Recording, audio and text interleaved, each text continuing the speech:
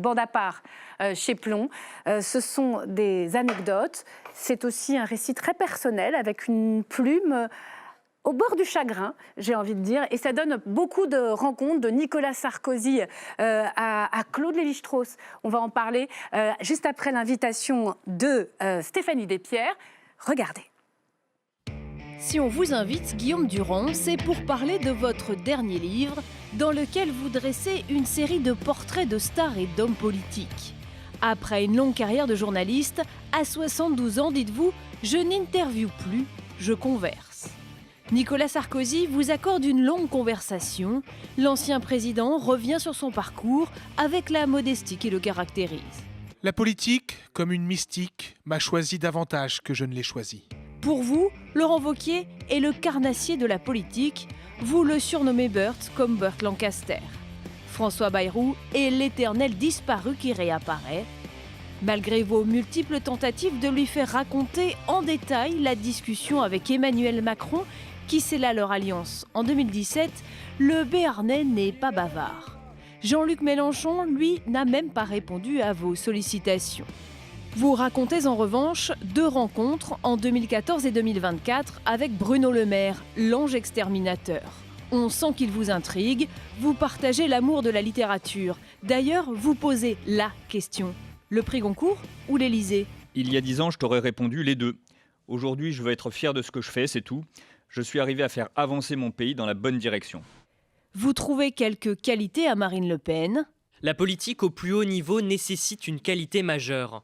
Comme en boxe, savoir encaisser. Elle sait. L'autre boxeur du livre, c'est le maire du Havre. Édouard Philippe est de droite mais n'est pas bien pensant, écrivez-vous. Bernard Cazeneuve est tout sauf une évidence. Personne n'aurait parié 1 centime sur son accession à Matignon en 2016, dites-vous. Le socialiste d'ailleurs n'est pas tendre avec le président de la République.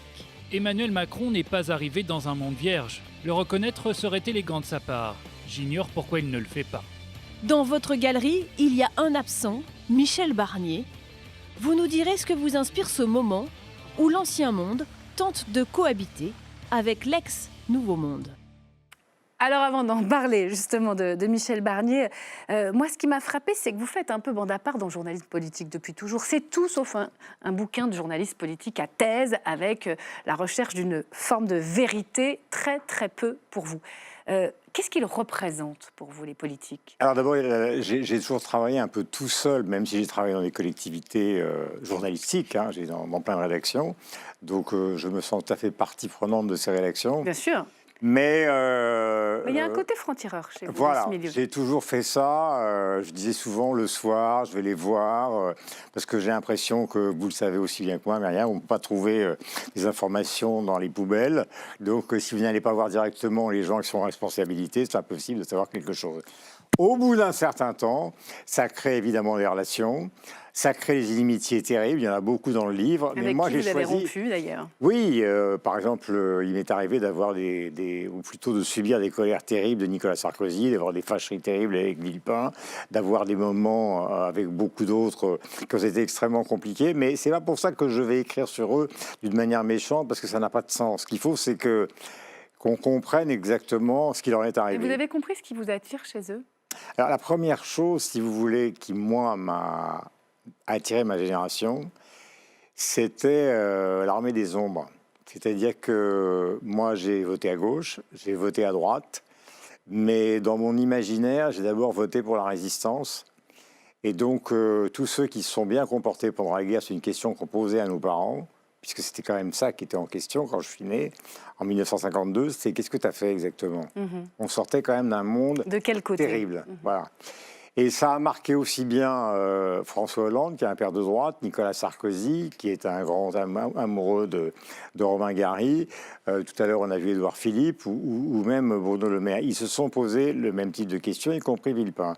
Donc pour moi, le critère numéro 1, c'est de savoir si ce qui est né avec le général de Gaulle, c'est-à-dire la Ve République, cette espèce de pièce shakespearienne, est-ce qu'elle trouve encore aujourd'hui des acteurs à la hauteur de Richard Burton pour l'interpréter, ou est-ce qu'ils sont plus du tout au niveau ? Ils sont rentrés dans des querelles effrayantes et ça va finir très mal. D'ailleurs, c'est un livre pour ça, d'ailleurs, sur la violence C'est pour ça que je peut parle beaucoup représenter de le la pouvoir. culture. Vous parliez de Lévi-Strauss, mais je parle d'Apocalypse Now de Coppola. Coppola à la fin.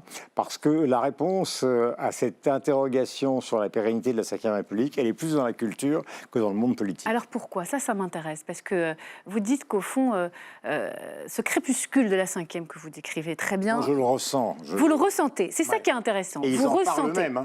Et ça fracasse tous les hommes politiques, le mur de la réalité. C'est bien avant ce qui nous arrive dans cette crise institutionnelle. Vous dites que cette Ve, elle est à bout de souffle, au sens comme un pays qui est épuisé, qui n'en peut plus. Alors qu'est-ce qu'on fait? Quel sursaut? Vous le voyez? Alors d'abord, quand Michel Debré a rédigé la Constitution, elle était en partie parlementaire, et c'est le général de Gaulle, qui est le mythe français, qui a ramené ça entièrement à lui en 62. Ça, c'est le point numéro 1. Après, ce qui se passe petit à petit, c'est qu'on entre dans un système de promesses électorales que tout le monde connaît. Hein. Changer la vie avec François Mitterrand, j'ai pas peur de le dire, j'ai voté pour lui, je trouvais ça génial. Sauf qu'évidemment, quand l'addition est arrivée, c'est la même conversation que tout à l'heure. Donc c'est l'homme En 83, providentiel, la grâce, puis la Non, mais- disgrâce, non, mais qui ne peut pas nous honorer ses avons- promesses. Nous avons, nous les médias et les Français, une responsabilité dans ce qu'on est capable d'accepter comme promesses en sachant pertinemment qu'elles n'ont aucun sens. Bon, Mais quand- c'est quoi? C'est culturel? C'est le peuple régicide qui a besoin d'un roi?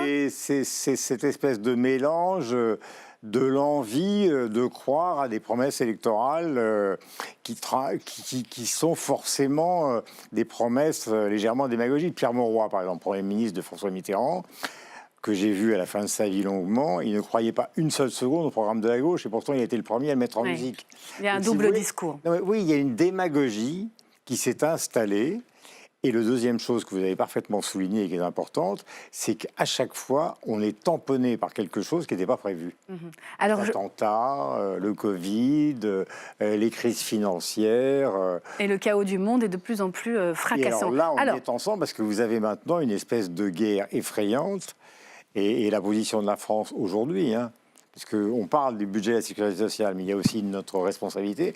On a été à un moment un peu la gloire du monde. Pour l'instant, la position française sur le Proche-Orient, tout le monde s'en fout. Alors, je voudrais qu'on parle quand même de ces politiques que vous rencontrez, avec qui vous conversez, parce Ouais. que c'est des conversations. D'abord, moi je suis frappée parce que c'est quand même beaucoup un livre sur le corps, sur ce que c'est que la politique physiquement, presque, jusqu'à très dur. l'épuisement. C'est très très dur. Vous avez hésité à la raconter, cette scène inaugurale sur Jacques Chirac? Franchement, parce qu'on est Ah oui, presque... parce que Mitterrand, c'était en 95. Il y a Combien de temps Mitterrand dans le premier chapitre. Si vous vous rendez compte, 95 le et nombre Chirac, d'années que j'ai attendu. 2001. Vous avez attendu parce qu'à la fois on est bouleversé, on est fasciné, mais on est aussi gêné. On est gêné de voir ce Chirac presque, voilà, malade de la Et quand tête. il a été- C'est ça quand- que vous quand- racontez. Oui, mais par exemple, quand j'ai vu François Mitterrand, il était porté par les gens du GSPR, il prenait à la tché les médicaments. Il a beaucoup conversé avec mon épouse. Il m'a téléphoné parce que pour me remercier de l'affaire de Maastricht, sans laquelle il n'y aurait pas eu l'euro. Oui, l'émission à la Et Sorbonne. moi, j'étais pétrifié. C'est-à-dire, je voyais l'usure qui portait sur son visage depuis le cancer de la prostate qu'il a connu en juillet 81, qui avait transformé le vainqueur triomphant du nom de la gauche en un homme incroyablement intelligent et charismatique, mais pulvérisé par la politique. Et pareil avec Chirac.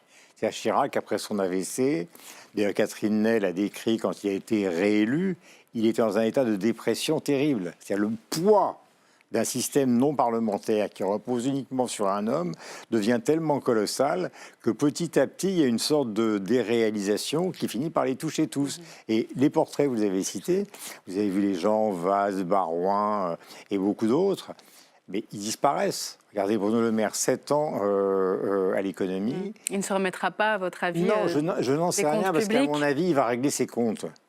Parce qu'il avait prévu un budget avec l'accord des LR où il y aurait des économies qui seraient considérables. Ça lui a été refusé pour cause d'élection. Et maintenant, on lui fait porter entièrement le chapeau. Comme il écrit très bien, le livre va arriver très vite. Il va dire exactement ce qui s'est passé avec le président de la République. Mais c'est une affaire qui est une affaire extrêmement compliquée.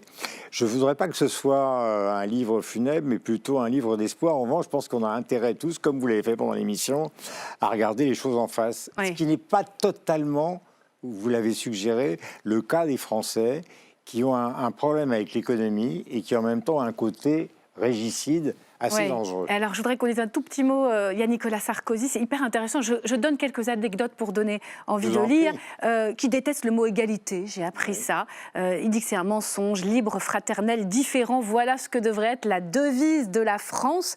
Ça dit beaucoup de lui. Vous les questionnez beaucoup aussi sur Marine Le Pen et sur la montée des populismes en Europe. Est-ce que vous avez trouvé un politique, peut-être Édouard Philippe, peut-être Michel Barnier à venir, Ils disent tous la même qui chose, arrive hein. Ils à disent mettre que le bon diagnostic? Ils disent tous la même chose. C'est-à-dire que justement, le fait que la France ne soit plus le pays de la gloire européenne avec l'Allemagne fait que fondamentalement, c'est comme un moment où on se casse la figure à ski. Eh ben, on essaie de se relever et tout d'un coup, les mouvements populistes gagnent partout en Europe. C'est pas un phénomène français. Est-ce que vous êtes un nostalgique? C'est ma dernière Pas du tout. question. Godard, Zeppelin, Norman Mailer, les Beatles, Chinatown, ça, Roman Polanski, tout ça, c'était avant, c'était pas mieux avant? Non, c'est pas du tout ça. C'est que j'ai eu la chance de les rencontrer. J'ai commencé ma carrière à la fin des années 70. Et on a quand même, avec, j'en prendrai qu'un seul, Claude Lévi-Strauss, on a quand même des géants en France. On a eu des géants de la pensée. Et c'était très émouvant. Il était à votre place et à côté de moi, et j'étais en train de réaliser cette interview. On avait foutu des câbles partout chez lui, rue des Marronniers.